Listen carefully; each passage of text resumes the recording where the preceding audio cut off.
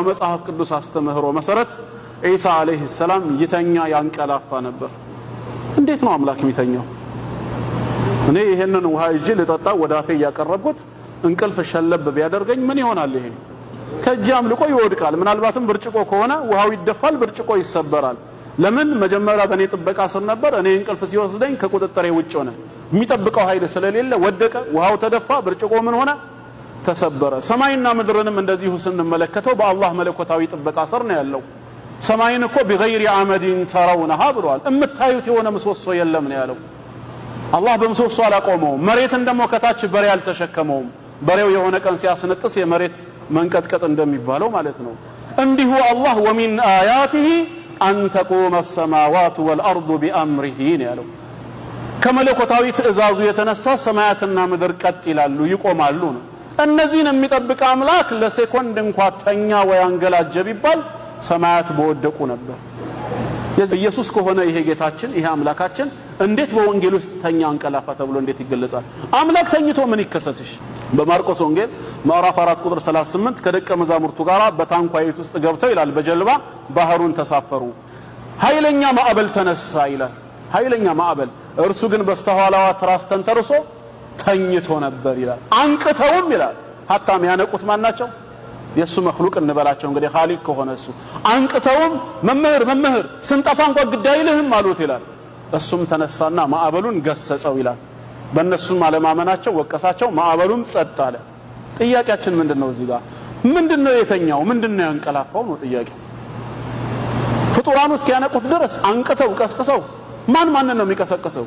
እኔ እንኳን ከእንቅልፌ ስነሳ አልহামዱሊላሂ الذي احياني بعد ما اماتني ነው ምለው። ጌታዬን ንቃ ሳይሆን ምለው ትንሹን ሞት ከገደለኝ በኋላ ሩሄን በመመለስ ሕያው ላደረገኝ ጌታ አላህ ምስጋና ይገባው። ምክንያቱም እኔ የምተኛው የማይተኛ ጌታ አላህ ስላለኝ ነው። እናንተ ጌታችን ይተኛል ካላችሁ እንዴት ነው ነገሩ የሚሆነው? ተኛ አንቀላፋ። አየተል ኩርሲይ ላይ ሱረቱል በቀራ 255ኛው ላይ ስለ ጌታ አላህ ሲናገር ላ ተእኹዙሁ ሲነቱ ወላ ነው፣ ጌታችንን ማንገላጀትም እንቅልፍም አትይዘውም። እንኳን ሊተኛ አያንገላጅም።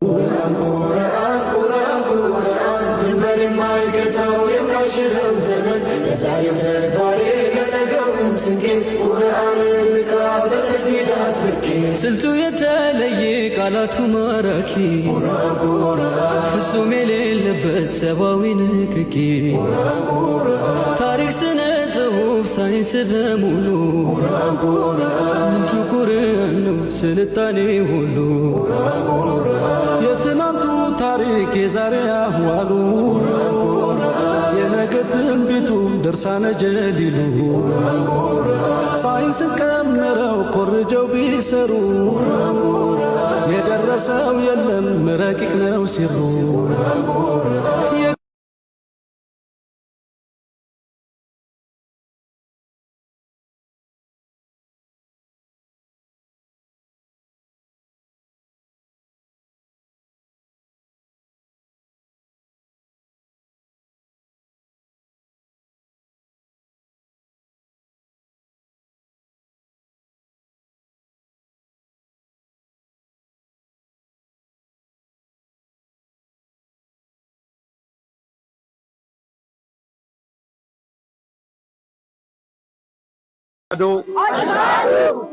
أشهد الله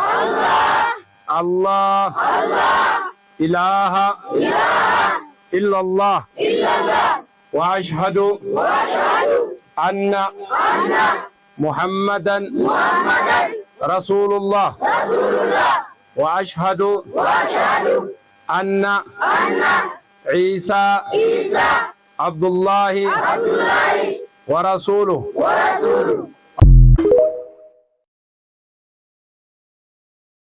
ሽርክ አይሰራም። አላህ ላይ ሽርክ አይሰራም። ያቁታል። በደንብ ስለማያውቁ ከዛስ አያጭበረብሩም።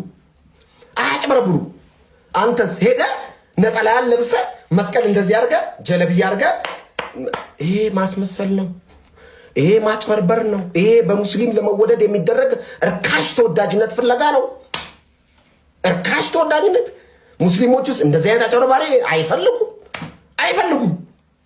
አይፈልግም። ሙስሊም እንደዚህ አይነት አድርባይ ሆዳም አይፈልግም። የእውነት እስልምናን ከፈለክ ሂድና ተማር። ሂድና ሼህ ኡስታዝ ስር እግራቸው ስር ወድቀ ቁጭ ብለህ ተንበርክከ እስልምና ቁጭ ብለህ ተምረህ ከፈለክ እስልምና ተቀበል። ግን አታስመስል። ኢየሱስ ጌታ ነው ያልክ ጀለቢያ አይሆንም።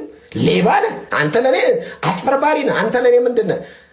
ወይ ሃይማኖትን አልቀየርክ ወይ ሙስሊም አልሆንክ ምናምን ፖለቲካ ነው። አንተ ለኔ ሌባ ነህ። አየሩን ሁኔታ አይተህ የምትቀያየር እንዲህ ምትል በቃ ራስን ችለህ ኑር።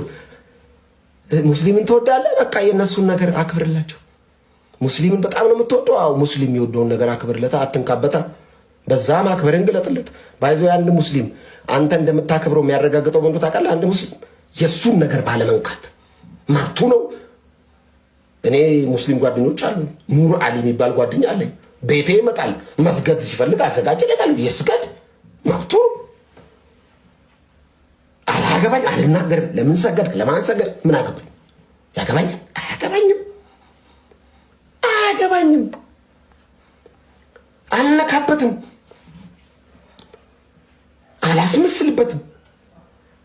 ረመዳን ነው ሲለው ረመዳን ነው። ጾም እንዴት ነው? ደህና ነው ወንድም ያለው እግዚአብሔር ይመስገን። እኔም እኮ ጾም ላይ ነኝ። በቃ በርታ።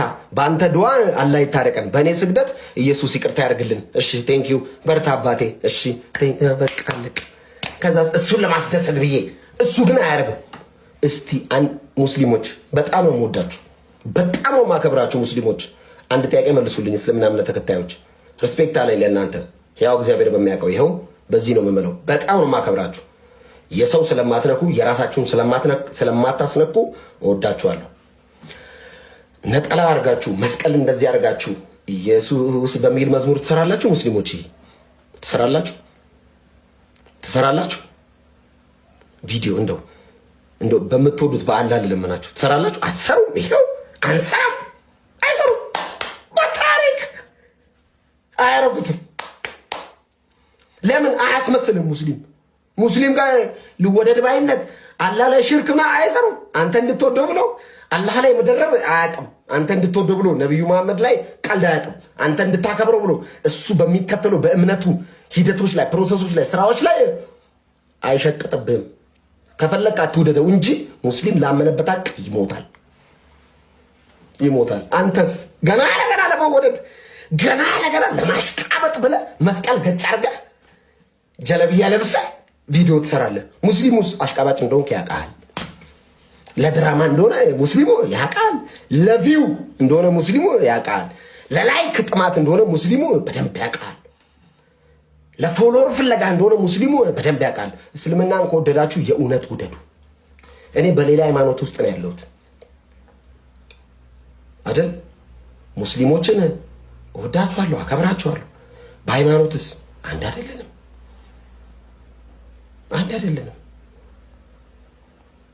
ከምሬን እኮ አንድ አይደለንም፣ ግን አከብራችኋለሁ። በምን የእነሱን ነገር ባለመንካት፣ በምን ስለነሱ የማይሆን ነገር ባለመቀበጣጠር። ምን አገባኝ? ዝም በብዬ አልፋለሁ። ምን አገባኝ? በብሪት ልንቆም የማንጥር መሐባ እንጂ ቂማን ቁጥር አላህ ሌላ የማንጠራ ከሱ ውጪ የማንፈራ። መሐመድ ካህሳይ ድሮ ነቢዩ 10 ዓመት አካባቢ ሆነኛል ከሰለምኩ አዲስ አበባ።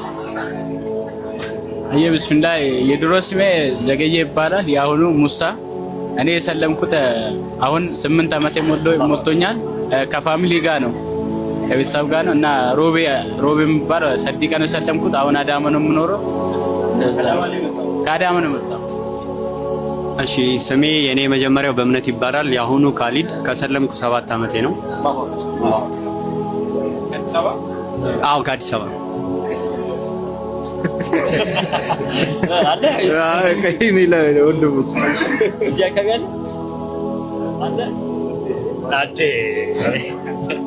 ስሜ ወንድማገኝ ይባላል። የበፊት ወንድማገኝ አለማየሁ፣ አሁን ደግሞ ኡመር አለማየሁ። ከአዲስ አበባ ከሰለምኩኝ 3 ዓመት። እኔ መሐመድ ያቁት እባላለሁ። ከሰለምኩ አንድ 29 30 ዓመት አካባቢ። ስንት ዓመት ነው? 30 ዓመት። አለስ አንዴ ኢየሱስ ስም ነው የኔ ስም ሳሚ ስንት ዓመት ነው ከሰለምክ? ወላሂ እኔ ሙስሊም ሆኜ ነው የተወለድኩት። አልሐምዱሊላህ አሁንም ሙስሊም ነኝ። ሳሚ ይባል ስም አለ እንዴ? ሁሌም ሰው ይጠይቀኛል። ሳሚ፣ ሳሙኤል፣ ሳምሶን ይጠይቃል። ሳምሶን አለ ሳምሶን ሁሉ እዚህ ስም የሙስሊም ሳሚ ነው። ሳሚ ብቻ። ሌሎች ከፍ ያለ ማለት በአረበኛ ማለት ነው። በአረበኛ ከፍ ያለ ማለት እንጂ የተቆላመጠ አይደለም። የተቆላመጠ ሳሙኤል ካለ የተወሰደ ስም ማለት ነው።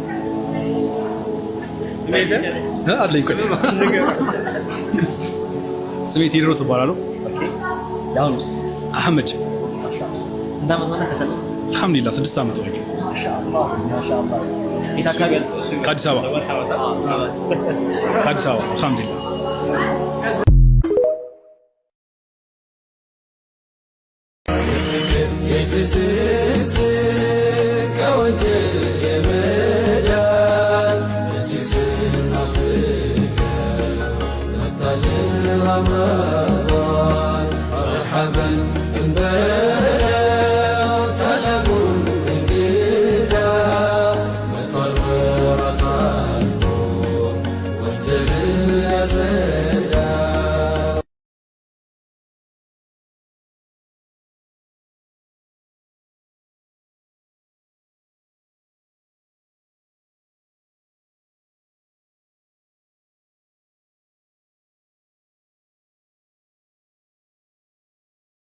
ነገሩ ቀን ነው ስንቆም በጋራ የተስፋ ጎህ ሲቀድ የደጎች አሻራ ይቀየራል ሕይወት ባለበት አይረግጥም በጌታችን እዝነት መቼም ተስፋ አንቆርጥም። የዛለ ትከሻ የደከመ ጉልበት የጎበጠ ወገብ የተዘጋ አንደበት በረሃብ የታጠፈ አብዝቶ የከሳ የቆሸሸ ገላ በሰው የተረሳ በመከራ ቀንበር በችግር አለንጋ ወገኔን እያየው ሲከፍልን ፍዋጋ ለምን ዝም ልበል? ለምን ድምፄ ይጥፋ? እኛው ነን ዛሬ እንግዲህ በባቡል ሄር ሙስሊም ወንድሞቻችን እህቶቻችን እናት አባቶቻችን ጋር ሆነን የአፍጥር ሰዓት ላይ እንገኛለን። አብረን እያፈጠርን ነው። በጣም መልካም ጊዜ ነው። እንግዲህ እግዚአብሔር ኢትዮጵያን ይባርካት። የትኛውም ምስኪን ወንድሞቻችንን እንደዚህ በክርስቲያኑም በሙስሊሙም ያሉትን ወንድም እህቶቻችንን እየደገፍን የምናሳልፍበት ጊዜ ነው የሚሆነው። የሁለታችንም የክርስቲያኑም የሙስሊም የጾም ጊዜ ነው። ዛሬ በባቡሄር የሙስሊሙን ወንድም እህቶቻችን እያስፈጠርን እንገኛለን። እንግዲህ በክርስቲያኑም እንገናኛለን። በጣም ደስ ብሎናል። መልካም ጊዜ። ባቡሄር እየመጣችሁ ጎብኙ። ሃናን ጠንካራ ሴት ነች። ብዙ የምትሰራ በቀን ከ4000-5000 ሰዎች በላይ ነው የምታበላው። እየመጣችሁ ጎብኟት፣ እዩዋት፣ አግዟት። በጣም ነው የምናመሰግነው። እንግዲህ እቺ ምስኪን ሀገር ደጋግ ልቦችን ታክብርልን፣ ታመስግንልን። አንዷ ሃናን ነች። ሃናንዬ እንወድሻለን። ሁሌም አብረንሽ ነን። ታንክ ዩ